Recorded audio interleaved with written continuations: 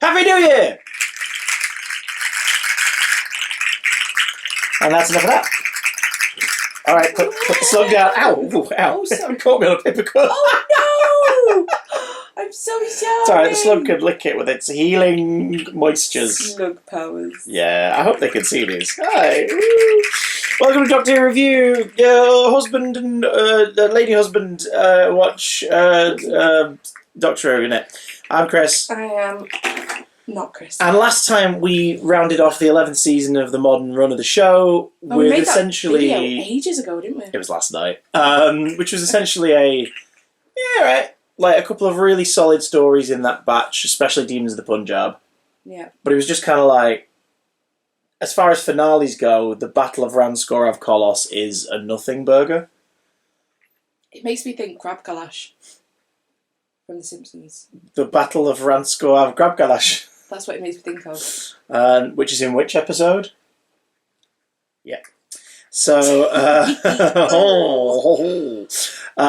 but yeah, I'm going to put this down because it'll make noise the whole time. They're fidget toys, though. They sound like when you build something in a Lego game.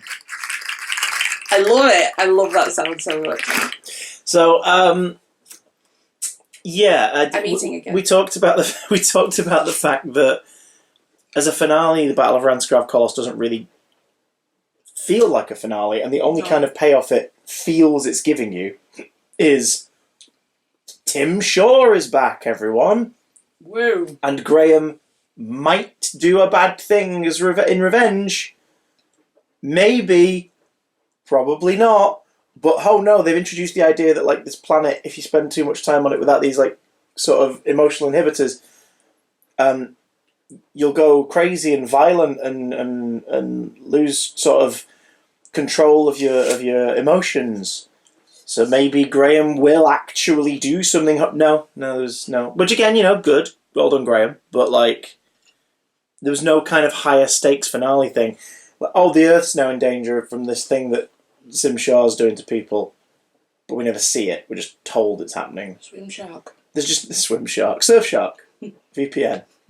Not sponsored. Not sponsored. But like that's there's not. It's a nothing burger. A few weeks later, after broadcast, this came out. Now you were aware of this story when it came out, but you never saw it before, did you? No. So much so that like when I booted this up, you had no idea what was about to happen. No. Yeah, it's so funny at the end of the. It's got the full articulation finally, like the modern ones are meant to have. But I did notice that when the Dalek was looking at the Doctor, it didn't go all the way around. It went round sort of stopped so far and then went round again. Yeah. Which is nice. I think that's a nice touch. I prefer that, yeah. What was I going to say? At the end of the episode I nearly said, because what's the name of this one again? Resolution. And I nearly said yesterday. Named on the front. I nearly said yesterday, and I've been told that it's not a Dalek story. Because you did say that it's not. What is it? Well, no, the other day I said, yeah, you said, what we got next? I said, so this episode, then the new special Resolution. You went, of the Daleks. And I went, no, it's just called Resolution. You went, oh, all right, okay. Oh, sweet, it's not a Dalek story. Yeah, because you heard Resolution, you were like, oh, God, Resurrection, Revelation, oh, we're going back down that road, are we? And it was like, nope. I didn't say there's no Dalek in it. I just said it's not called Of the Daleks. You didn't. I just assumed. So my favourite part of watching this with you was the fact that you found out the exact same moment the viewers did when it went out. Those who might not have seen all of our videos will not know that not Chris over here likes Daleks, does not like Dalek stories. I just think they were overused completely. And there's a reason for it. Because if they didn't use them, they would go... Well, no, that's not... That has been never... Sorry. That's never been confirmed. Oh. It's just very... likely. Well, they just overused them then. Yeah, you're referring to the whole, like, the Terry Nation estate will retract them if they're not used once a year in something. Yeah. Which, the thing is, I've heard, like, no, it's not real, it's not true, but then you look at every year since 2005, and they're in either the season or an event. Yeah. Do you know what I mean? Like they either like there's a Dalek cameo in season 6. Season 6 was the first modern series without a Dalek story, but even then, one of them cameos in The Wedding of River Song. Yeah. The specials year, there was no Dalek story, but there's a flashback to the Dalek invasion from Stolen Earth with a Dalek in it. So it's like, years where they weren't in the show, they'd be in an escape room. Or like there'd be a proms event or something. It's like they're always being used somewhere in an official Doctor Who thing. In people's houses. Just showing up in our house, in the middle of our street. Our house. You probably noticed then, also, alongside the Daleks, there were no returning creatures or species in Series 11. That's true. Everything was completely new. And that was intentional. Because they kind of wanted to go, no, this is this era. We want to sort of set the tone with the characters. This was their first series, wasn't it? Yes. Yeah, so... Well, production code-wise, this episode is part of Series 11. Yeah, but it came out between 11 and 12. But the episodes we've just watched, that's all Series 1 for... Series 11, yeah. Series 1 for 11, Jodie, including Resolution on the production timeline. And again, the series finished like early December, and then 2 weeks later... Yeah. Sorry, 3 weeks later, you got Resolution on the 1st of January. Yeah. So... Well, I was just going to say, new... Yeah, the end of the Christmas specials for now. Shut up. Yeah. New showrunner, new musical director, new doctor. Musical director? I couldn't think of the word. Composer, that's it. Shut up. Snake and Akinola just sat there in front of the camera the whole time, just live orchestrated and small band to play the music. Are you done? Yes.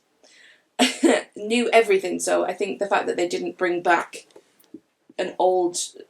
Monstew is good because they're not using it as a crutch. Yeah, I mean, there are references to stuff like Krasko having a busted vortex manipulator.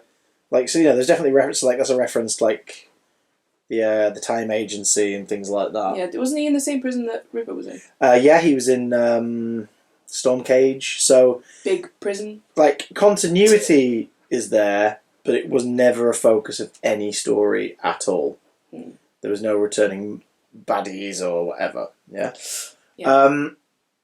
And Resolution was marketed. In fact, we used to have in the house a copy of the individual release because it was in that weird period where it was like, are the specials just going to be their own releases now? That's really weird. Like, there'd been a couple of instances of, they're not in box sets. God, like Twice Upon a Time, for example, Capaldi's last one, and Time of the Doctor, Matt's last one, were separate. Both separate releases. I'm just thinking, but they've never been in box sets. In terms of like the season box sets, they've been in like 50th anniversary collection. Time, that's how we got but Time of the Doctor. The it's in the 50th anniversary box set. But we bought that because I also wanted Five-ish Doctors, Blu-ray copy of Adventure in Space and Time, all the special features for Day of the Doctor because the original release didn't have all of the special features on. We know you're a nerd, babe. We kept the original because the original's got the 3D copy on it. Okay. I will never watch that because I will. Because I did once. Broken human. I did once. It was incredible, especially when you got to the gallery and the painting stuff. Maybe the painting sunk in. It looked really cool. Can you watch? This might be as. No, I'm going to ask you. No, go for it. Go for it. We'll all learn something. Can you wear 3D glasses over your glasses? Yeah. Yeah, it's about the lenticular shifting. So yes, maybe if I wear my glasses, that might be it. That might be the key. Because it makes me sick, gives me vertigo. But that sickly Victorian child in every period drama. Yeah, that's me. All right. It's like how's this tied to Resolution? Everything is wrong with me. But I was gonna say, if HMV had, every Doctor Who video that's available. Fucking hell. We're old. DVD, excuse my language. DVD. Yeah, sorry, she meant DVD. Jesus Christ. I'm so frazzled this morning. It would be a huge section because you'd have all the series, all the old series that we've got. Classic run, yeah.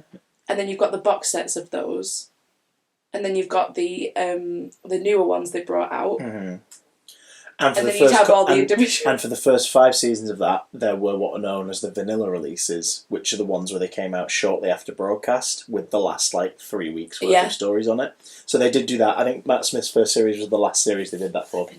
Although, and then all the versions of the box sets. They did kind of do that as well for series 6 and 7, because they were split in half. Remember, both of them had gaps in between the first and that second half of the series. So those got part 1 and part 2 releases, which were Yeah. basically the vanilla releases. It was just waiting the 7 weeks. Oh, we've done 7 episodes. There's a box set. Yeah. You know. Because we didn't have on demand at that point. Yeah, I mean, I play it, but it wasn't as accessible on like telly, for example. Yeah, you wouldn't have something go up straight away. Yeah, oh yeah, that was a thing as well for a while. Or you would, but it'd be up for a week or a month. But that would be a humongous section of HMB. It would. Because you've got is it Christopher Eccleston's first series? It's a TARDIS. The original box set, yes, yeah. Like it's big, big boy. So imagine having all of those. And now we have it's just a little steelbook Blu-ray, nuts. which is a lot tidier. Resolution wasn't marketed as a Dalek story, as a... It's definitely not, because I would have pulled a face. As a returning monster story. It wasn't... The marketing, as you remember, like for the Next Time trailers, was fairly vague and focused more on the guest stars rather than the stories. Yeah. This one, the footage and the front cover of the Blu-ray, the individual Blu-ray and DVD release, features the Doctor, Graham, Yaz and Ryan at the top. The Doctor in a snazzy little scarf, which they did sell for a little while after this because people were like, "That's great! That's a lovely scarf." So they went, "Put it out quick!" Like, is it knitted? I don't believe. I think it's machine woven. Yeah, woven. It's machine woven. Yeah, that's how you know. That's how you know the lady snooping around your castles from the 20th century. Her clothes are machine woven. There you go. That was a machine woven. That was a Time Warrior reference there for all you Pertwee fans out there. That's how the Sontaran figures out Sarah Jane's not from that period of history. Because he takes one look at the clothes and he's like, "You're from the future." It's got a zip on it. Remember? And then he takes his helmet off and he goes, grab the camera, and the barrel of the camera with his little tongue. I just remembered. You just remember what it looks like? Oh, just remembered. Oh, with God. blood accent. Yes. With the Sontaran.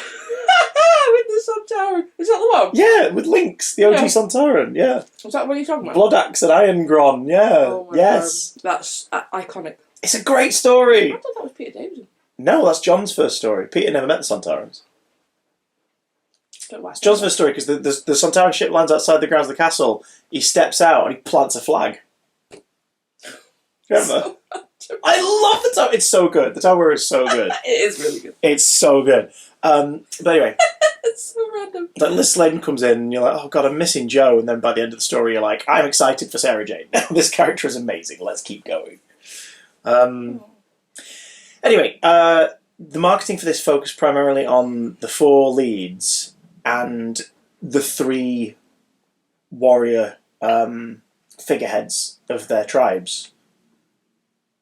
That was what the marketing and the visuals were focused on. The front cover of the Blu-ray and the DVD has them on the front at the bottom in full-on action poses. The ones who at the very beginning scatter their enemies' remains. Yeah. So it was like, and the rest of the marketing was just, it's Doctor Who's first ever New Year's special. It's a New Year's special. We're not doing Christmas this time. It's a New Year's special. So, okay, sure, all right, That's sure, an whatever. take. I don't know the specifics of it. I think partially it was down to the fact that the last couple hadn't sort of hit the highs critically and commercially that the early Christmas specials had. Probably because they were so freaking steeped in you having to have paid attention. I mean, for God's sake, one of them was called The Return of Dr. Mysterio. Do you know what I mean? Like, people, you see that title on your TV listings on Christmas morning, you go, "No bloody clue. What's that about?" Well, you go, "No bloody clue. What's that about?" The Return. All right, it's probably I probably won't get this one. You know. Then Twice Upon a Time was, a final Capaldi story, but like Time and the Doctor, Matt's final story was already verging on being too inside baseball with the amount of things that show up in it, and the whole, it's Gallifrey talking through the crack in time and all this stuff. They at least kind of got away with having the trappings of, there is a town called Christmas, and you're getting that kind of Victoriana vibe and the snow, and so there's at least for the visual marketing for Time of the Doctor. Oh, right. Okay, Christmas, sure. Last Christmas didn't really market itself as a Christmassy thing. Yeah. The fact that it was Christmas was sort of superfluous. I can't remember. Did the Capaldi Christmas specials now? God. No, his first episode wasn't a Christmas one, was it? No. No, it was just winter. Yeah, Last Christmas was his first one. The Husband's a River Song. That one's pretty fun. Is that Christmassy? Well, it's set at Christmas on the planet that Hydroflax and all that's on.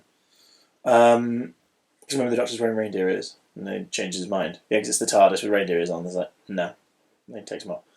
I don't remember. That was the good one, remember? That was the Christmas special where we were like, oh, this is really good, actually. Not because it was Christmas, though. No. And then Return Doctor Mysterio just happens to be set around Christmas, sure. Point I'm making is, your casual viewer of telly was looking at these and going, what is that? Oh, I can't be arsed. And definitely with Twice Upon a Time.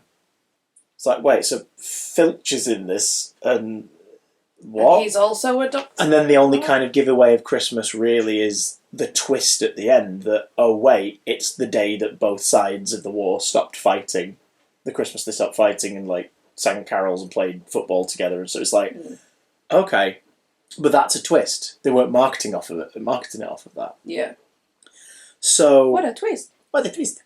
But so I think there was just a decision internally of let's not, and it might have been a production crunch thing as well of like we're not going to be able to get it done for Christmas, so let's not force it. Let's give ourselves an extra week of time in terms of like deadline and do it for New Year's. I think that's fair enough. Thing is, it never quite worked during this era. This is the first New Year's special. The next time Doctor Who is on TV is the following New Year's Day. Yeah. It's not a special, it's part one of this series. That's nuts. Then the next one is Revolution of the Daleks, so a sequel to this. And then the next one after that is Eve of the Daleks, which again is like the third in what's known as the Chibnall Dalek trilogy. Though that one's not particularly a sequel really to anything. It's loosely following on from a thing that happens in Revolution of the Daleks, whereas Revolution of the Daleks is, as you'll find out, absolutely a sequel to Resolution. Yeah.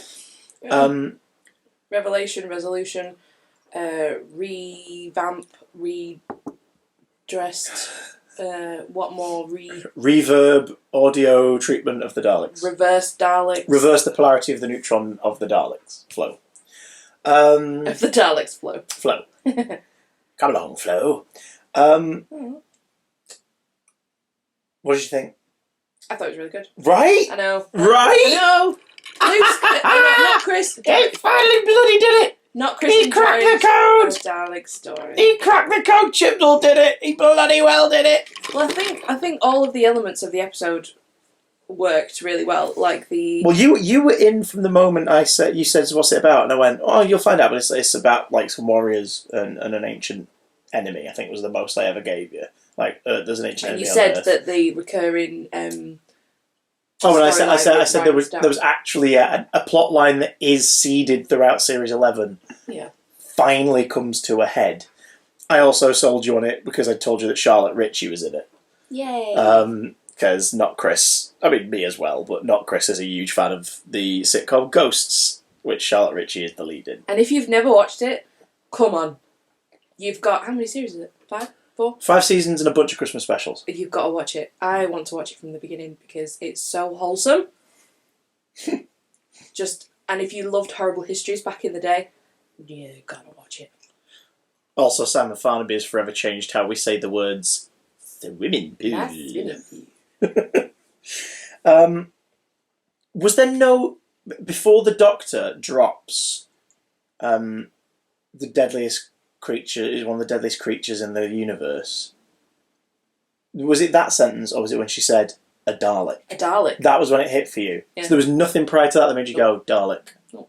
I find that endlessly fascinating because, again, everyone when this came out was surprised that, as far as I can recall, there had been no leaks. That's impressive. At all for this. It was so. I think great. I think to watch Doctor Who when there'd been no leaks. I think there was speculation on set. I think there was speculation. Oh God, Doctor Who sausage rolls. Poke the bear. I think there was speculation that there was a Dalek story on the way, And the fact the series had ended without it made most people go, oh no, I guess they really are sticking to the whole thing of like no old monsters. Yeah. And made the other half of the fandom be like, right, well, it's got to be the New Year's one, right? It's got to be the New Year's one. Which were you? Oh,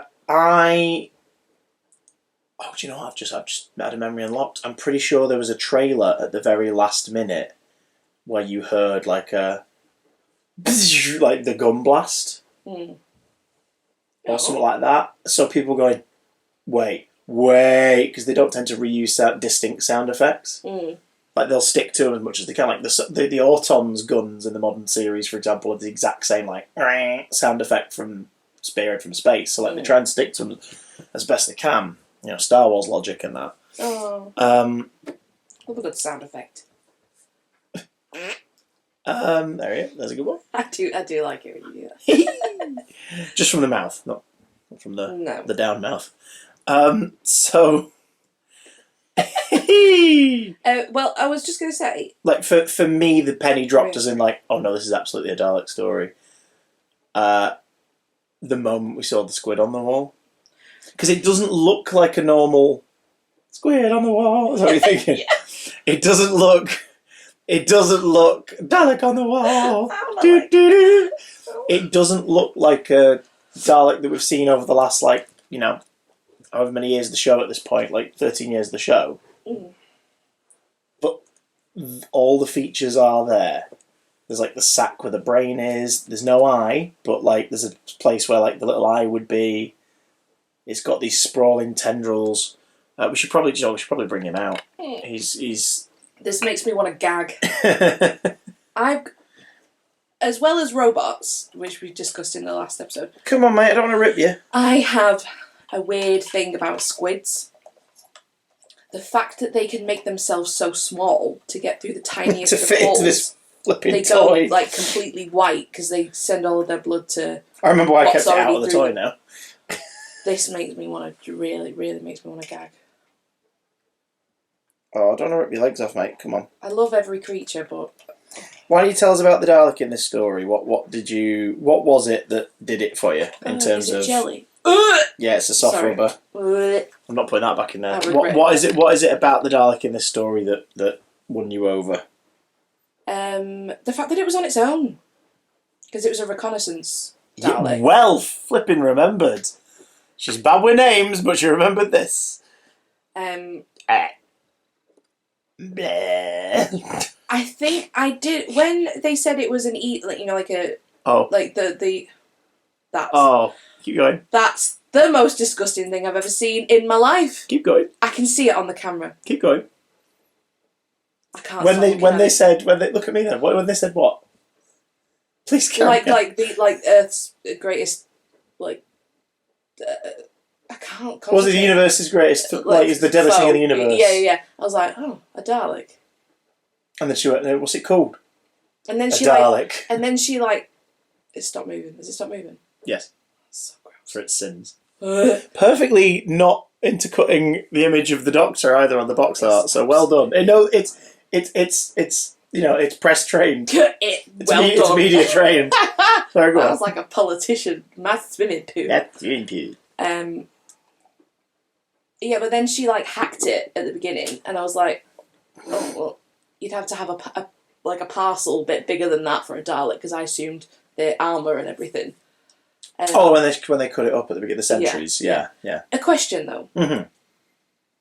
It was under the UV lamp, which gives it mystical. Yeah, powers. they don't exactly explain that, but it's something to do whatever its regenerative capabilities were. Like the UV light helped.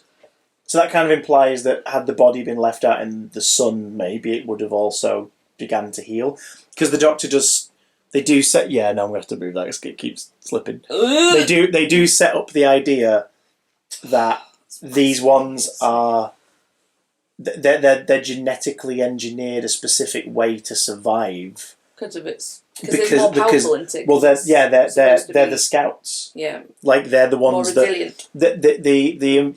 Their explanation is that these are the first ones to leave Skaro. So these ones were created after the events of the Daleks. where they're all still, they stay on Skaro. These were the first new ones made and sent out across the universe to find places for them to eventually migrate to. This one arrived on Earth like 900 years ago, and it took 3 armies to kill it. What was it, the 9th century? Yeah, well, they say 900 years prior, so yeah, I don't know. No, that'd be more than that. That'd be more than that. But yeah, it took a lot of people to kill it, essentially. But and the only reason they would have bested it is because it hadn't met Earthlings before. Yeah. It still took out a lot of people. Yeah. But it was bested. But what would have been in those bags though? Those are his body parts.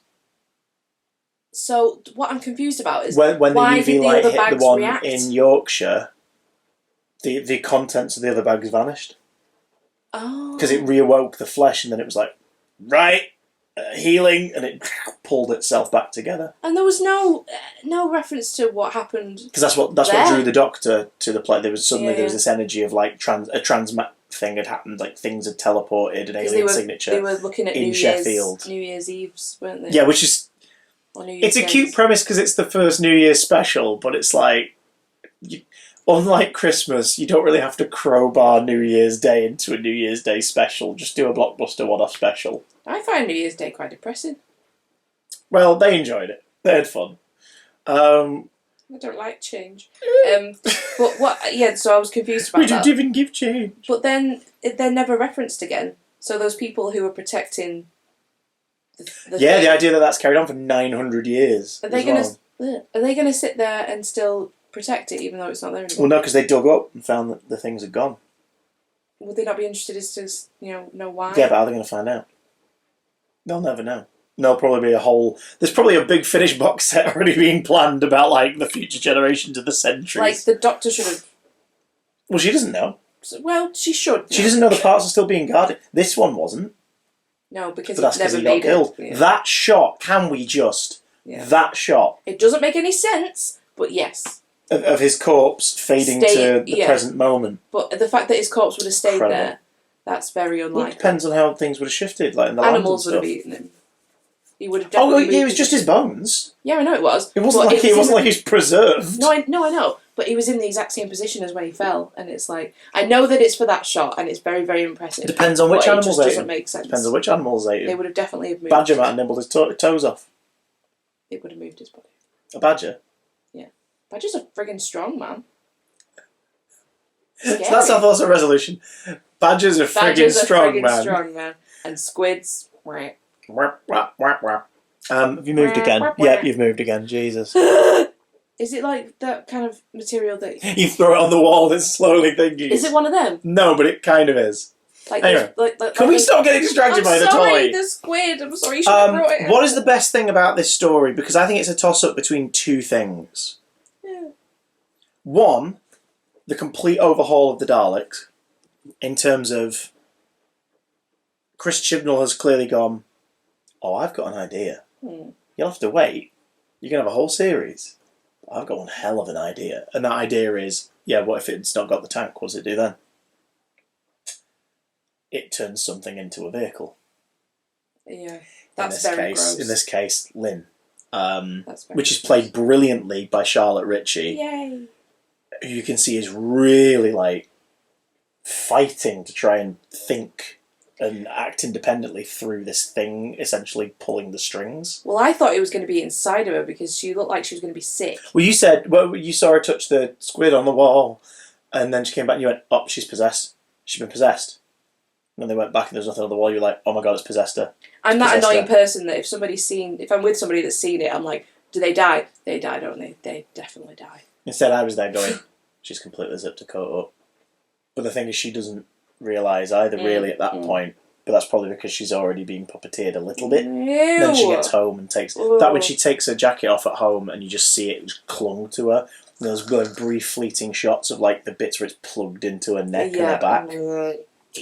And it just goes, don't. And it's don't. Yeah. No! And so it's a combo performance of Charlotte Ritchie and the returning Nick Briggs as the voice of the Dalek. Because again, he got to flex and do something different.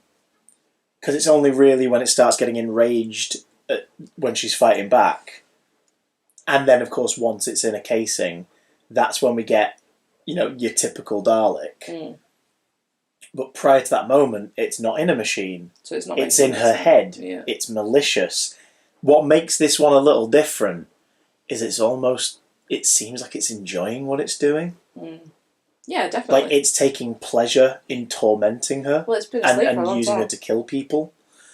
Oh, it's been dead for a long time. Exactly.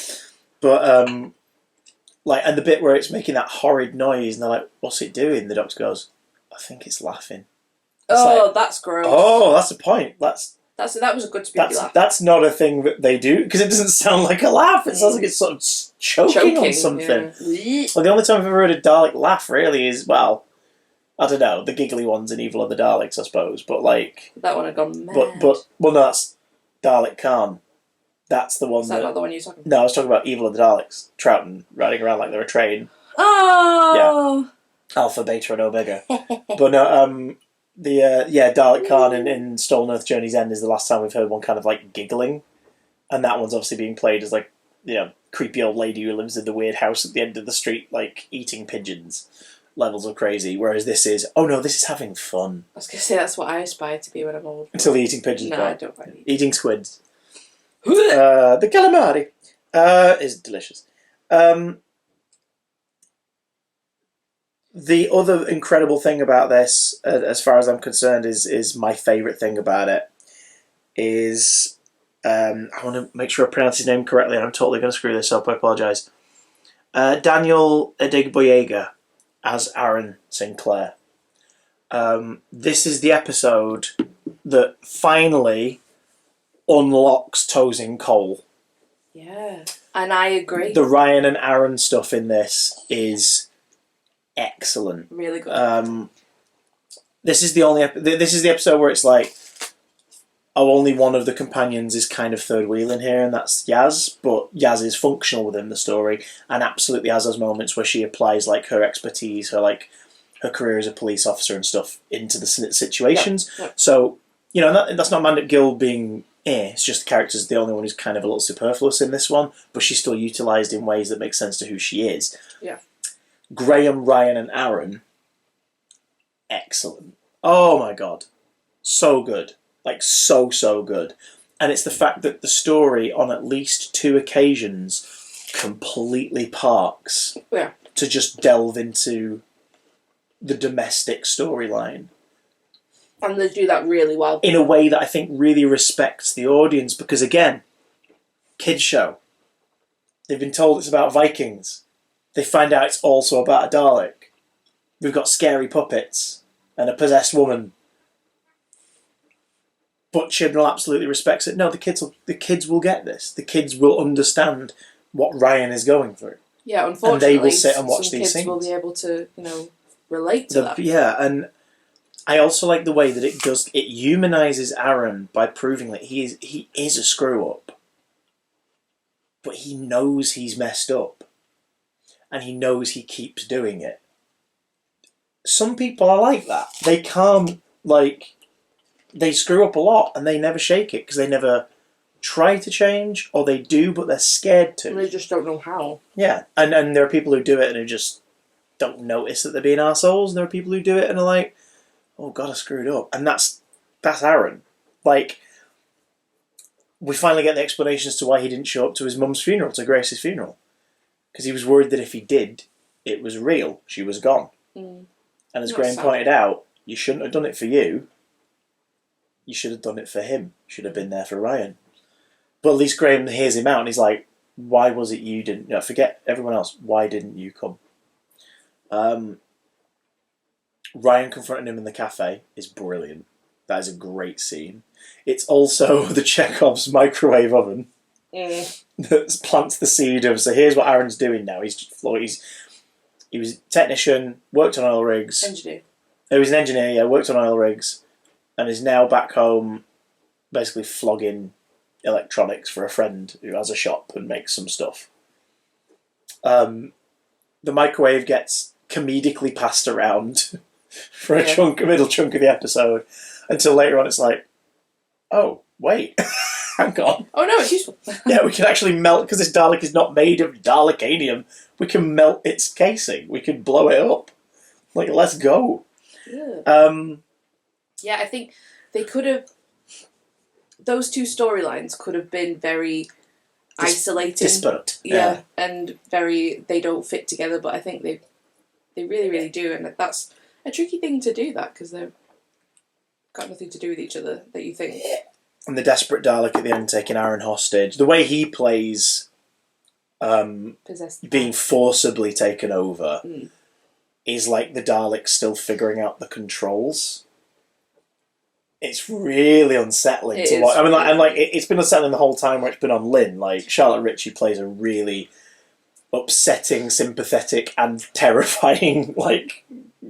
a character throughout the story, but watching it kind of pile at Aaron is really unsettling because it's almost like it's still not quite figured out the right movements yet. It also his head's kind of lolling a bit, and it looks like he's been taken hostage. That's what it is. Yes, it looks like he's got like a gun his arm behind his his back and a gun to his head. Yeah, yes, and I think that's really, really effective. And then of course the anchor at the end of Ryan saying to his dad that like he forgives him. The thing that annoys me is that his dad doesn't say sorry. Well, that's the thing. At no point does he. Well, he does. Well, no.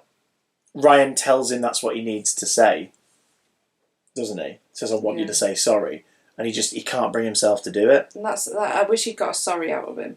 I get you, but I think the way that their relationship reconciles at the end is that, like, it's Ryan basically going, "I know you find this difficult, but I know you want to change. Let's start again." Like Ryan's giving him that. Like, I don't run away from my problems. Yeah. Let's sort this out. Let's start anew.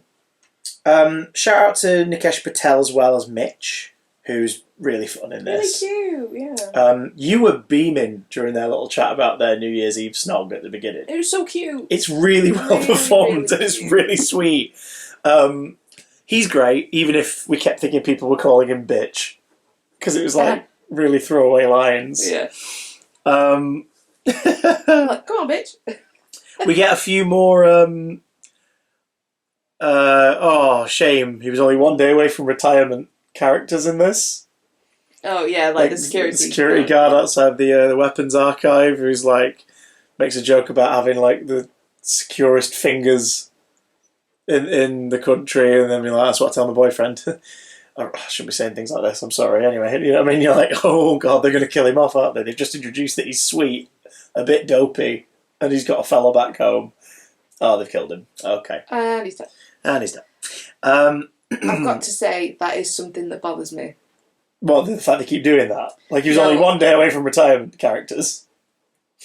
There's continuity things that annoy me. So, it doesn't make sense... Not to live for fun. How... I want to say Alison. What's her name here? Lynn. How Lynn built... Annabelle. Don't make me angry. How she built that so quickly.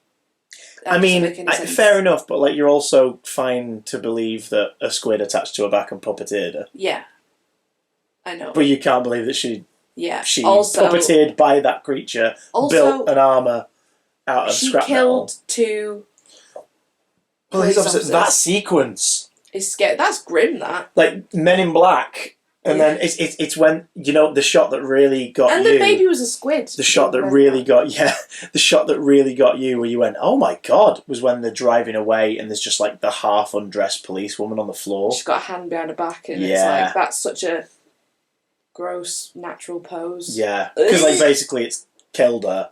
She's, like, ripped the necessary clothing it needs to disguise itself off of her and then just thrown the body on the floor. That's horrible. But also... they would have. There's a point. Is Lynn not going to face consequences? Exactly, that's what I'm saying. Because they're not going to believe that it was a space squid. So her face is going to be on. Oh god, there's a follow up to this, isn't there? So quick, big finish, make a box set. They leave, hand in hand, and also she'll have been on the cameras for the security guard. And also she killed the farm guy. It's like, she's going to prison for life. She's going to be in a prison in the middle of the sea. Well, she could always contact Unit. Oh, now. I thought that was Unit stood in the background. No, like, I get why they write Unit out of this, because they wanted to make it a thing of like, oh God, we're on our own here. Because there are stories set in the modern day, like any time from the 60s onwards, where you go, seriously, why isn't the Doctor just getting in touch with Unit to help out here? Yeah. Like, I get it. For those who watch this now, they kind of go, well, that's weird. Why did they just... But what? Like, the bureaucracy's gotten in the way of Unit. It's suspended. What's that all about? Yeah, this came out in, 1st of January 2019, where the country was first starting to see the effects of the Brexit referendum vote from 2016. But Christopher, Doctor Who isn't political. She said it again. Take a shot. Yeah, like, the whole point was essential stuff is no longer being prioritised in spending, because we're having to change the way the country's having to change the way it spends and saves money, because we've cut off support and help from other places because of gammon-led faux patriotism. Yeah, and the fact that she was really smarmy and cocky just made you that little more angry.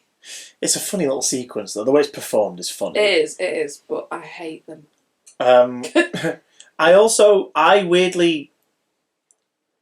don't hate the Wi-Fi gag. I see why other people do. Did you hear my birthday? Yeah, that was weird. I don't hate the Wi-Fi gag, but I see why other people might do. I hate the Wi-Fi gag. It's the fact that I think the reason why, you can tell me if this is why, it just comes out of nowhere at a crucial build-up moment. Yeah, and also, obviously it's a commentary on how much people rely on technology these days to entertain each other. But it's such an old joke. And it's like, people aren't actually like that. Surely people aren't actually like that. Oh, God, yeah. What? Yeah, absolutely. There will be. But anyway, I don't hate it. I think it's a fun little bit of black comedy, but it just kind of my brain. show up at a weird moment. Yeah, and... Sorry, the dog's crying in his sleep. That's adorable. Sorry. She's also wearing a skeleton jumper. Because it's cold in Britain in 2023 and the heating's not on because of rippling effects that began back at Brexit. Anyway, yeah. I don't think it loses steam once the Dalek becomes a Dalek again. No. I do like the fact that it didn't know who the Doctor was. Yeah, because yes. The moment she introduced herself, it was like, wait, oh God, it's you. But that'll be because a bloke called the Doctor and his friends showed up on Skaro. But it didn't do that, though. It was like... No, it did once she introduced herself. It didn't call her the Doctor. Yes, it did. It said the Doctor is an enemy of the Daleks. But it was only after she introduced herself, because unlike other Daleks that are like, yes, we know it's the Doctor, like, the Doctor, and we have scanned them, it is the Doctor, like, this one wouldn't know that, wouldn't know the TARDIS. No. Because this Dalek will be aware of the old bloke, his granddaughter, and their two friends that showed up on Skaro once. Like, that's all this one would be aware of. I also liked the POV of it, from its point of view, where the voice was all crackly and the screen was crackly, because obviously it was... Because it's like just kit bashed. Yeah, exactly. I thought that was pretty cool. The fact that it's mostly a puppet as well. Like, obviously the squid, but like when it gets to Dalek form, it's still just a puppet, is such a great... like, it means it can be all thin and twitchy and weird looking in a way that it couldn't if there was a person in it. Yeah. I love the look of the Recon Dalek. I think it's a great, like, a Dalek makes itself out of some stuff. And this is why it works better as a finale to Series 11, because you've got the whole, like, the familial drama around Grace's death and how it makes Ryan feel about his absent father is finally, followed up on and is the focal point. Yeah. By this point, Graham is Grandad. What does he call him? He calls him Gramps at one point. Gramps, that's it. His dad's like... His dad's like, Gramps? He almost seems offended. That was a great gift that did the rounds that year. Graham just opened the door and going, nope, just closing the door. I love Graham. I love him. I love him so much. He's such a good actor. I don't think I've ever seen him in anything else. Apart from clips I've seen of you've at least The Chase. Oh, that was not You've seen near. Bradley, at least seen him in another Doctor Who thing at some point, because I was watching it. I think this was when we lived in the flat. Sarah Jane Adventures: Day of the Clown. He is the lead villain in that story. He's Odd Bob / Mr. Spellman / the Pied Piper. He's very good. But there was a generation of like younger fans who grew up with the Sarah Jane Adventures who, when he was cast in this, they went, "Oh no, he's terrifying," because he was a scary character in Sarah Jane. But yeah, but also the other bookend thematic thing here is in episode 1, the Doctor uses Sheffield steel to build a new sonic screwdriver, and in Resolution, the Dalek uses scrap metal to build a casing. Like, you get that thing of like, here we freaking go. Like, the lead of the show does it in episode 1.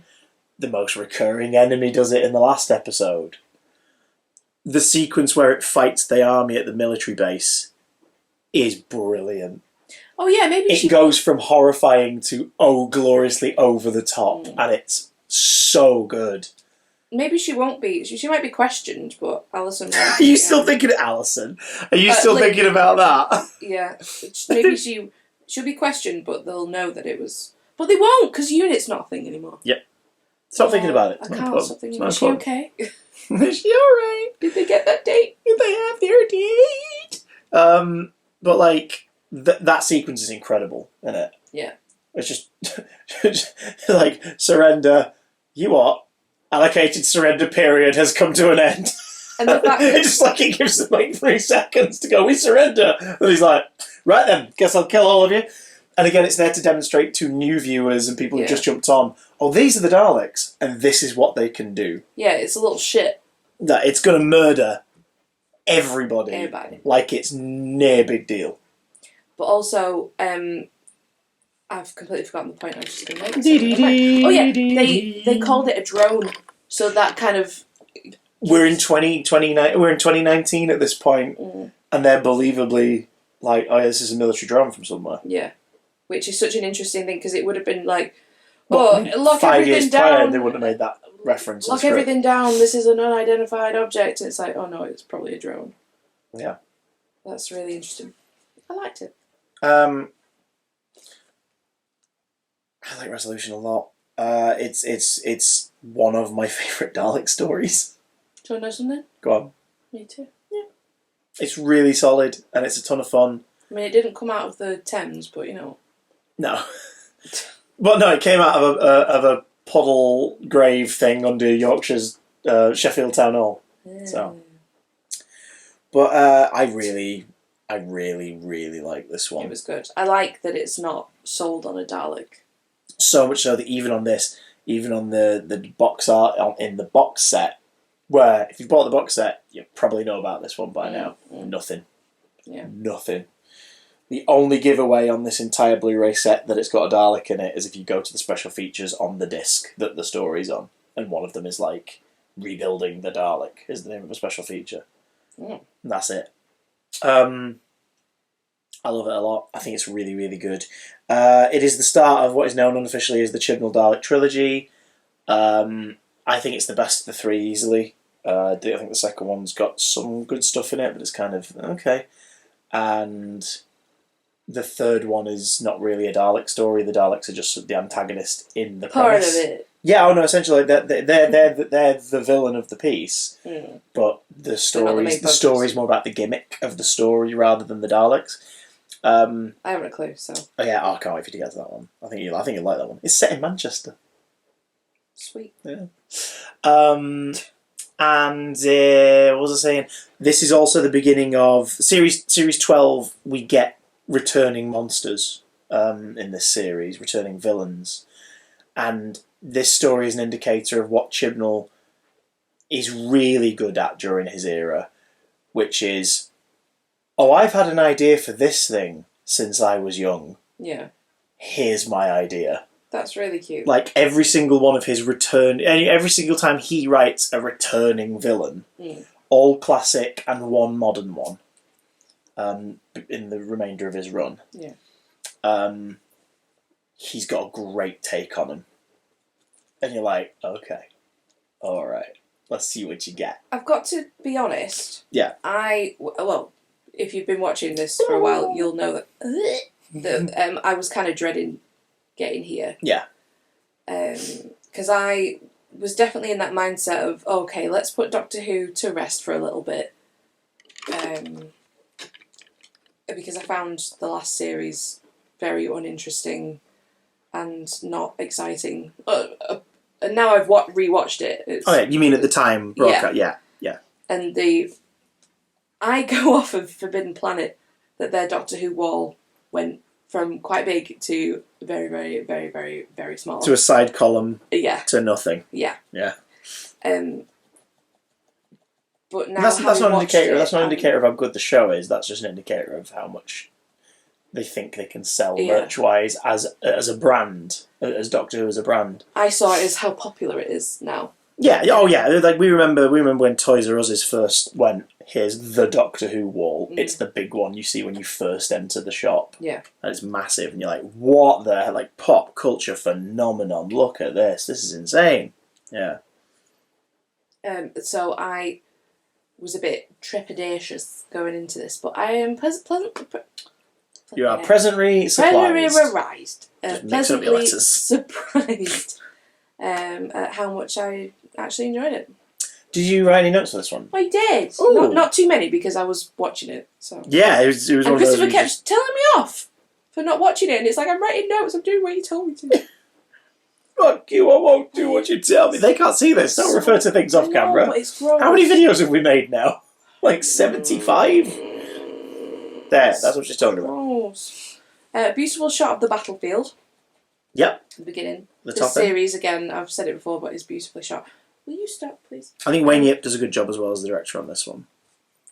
Like it moves at a clip, apart from when it stays still, like during the Ryan and Aaron scenes, which is kind of what the scenes need. Yay, Alison! Very cute conversation. A space squid with a sick face emoji. Why would you touch it? In capitals. That's something I don't understand that people keep doing. If there's something that you don't know what it is, and it's obviously moving, why would you touch it? That's the last thing I would do. At least get a stick. Do you know what I mean? Go full Stand By Me. Invite your friends. You want to see a dead body? Yeah, and exactly. Go put it with a stick. Confrontational Doctor, I love it. So this is her thing. Yeah, when she gets up in its face. Yeah. Or even with Ryan's dad, straight away. It's like, yes, Doctor. Confrontational Doctor. I love it. And I think that's because she's such a puppy that when she does get serious, you sit up and go, oh. That's what I was saying with Graham last story. When somebody's really, really nice, when they're angry, it's genuinely scary. Is syrup. A Dalek story without a stereotypical Dalek? Yeah, okay. That was when it was squid puppeteer stuff, yeah. I'm watching. I'm into it. And that was it. Not too many notes because I was too busy watching it. Baby, this is yes, baby. What do you think of Resolution of the Daleks? Is that what it's called? No, unofficially it's referred to in the fandom as Resolution of the Daleks or Resolution of the Dalek. Resolution of the Dalek. Just say it really quietly.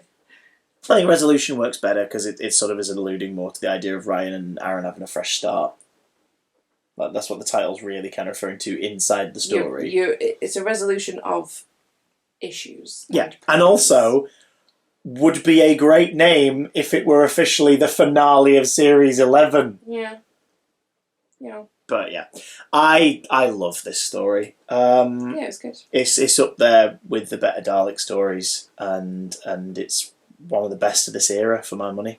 I think maybe, on my personal opinion, and this isn't a commentary on whether or not the rest of it's enjoyable, I think this is probably the best story of this era for me. Okay. For me, I'm impressed with how much it respects its young audience with the domestic stuff. Yeah. And the body horror elements of the monster, and it just it's. Let us know what you thought in the comments down below. We will see you again soon for... I'm trying to remember all 5 of the next stories. We will see you very soon for... We have to look up the titles. I haven't watched this series since broadcast, so I'm actually going to have to look this up. For Spyfall Part 1, Spyfall Part 2, Orphan 55. Oh no! I forgot about that one! Here's the thing. Nikola Tesla's Night of Terror. I've seen that one. And what an episode to end our next little thingy on. Fugitive of the Jadoon. That's the one with Alright, spoilers. Sorry. Something You've seen that one? Yeah, something that we've not addressed is that we didn't watch these together because Christopher was away for work. So yeah, the last few episodes of Series 11. Yeah, so and next this year, one. and the next series that we're going to watch, you were away then as well. Only the first 2. Oh, wait. Only Spyfall and Spyfall Part 2. 2020. That was start of 2020, yeah. Oh, yeah, so that the pandemic hadn't happened yet. Yeah, not yet. It happened during Series 12's broadcast. Christopher would be like, have you watched it? Have you watched it? Because obviously he's an excited, giddy little Goose. sausage that wants to talk about it. And I was like, oh, God. Yeah, I'll watch it whilst I'm having an existential crisis. And then I just was like, no, I'm not watching it anymore. Sorry. I'm really bored. But that's because I wasn't invested. Yeah. And that I didn't have a passion for it anymore. Would you say you're a lot more into it now? No. Surprise, I don't like Doctor Who. No, but I mean, like this series, would you say you're like, okay, all right. Yeah, I am looking forward to the next series. Don't be sick out of shock. Well, we should probably crack on and watch it then, shouldn't we? But I am. You don't have to drag me to watch this next series. I'm happy to report that the majority of the episodes of this series are pretty damn solid. That's good. And also there's Orphan 55. Anyway, we'll see you later. Bye, everybody. Ooh.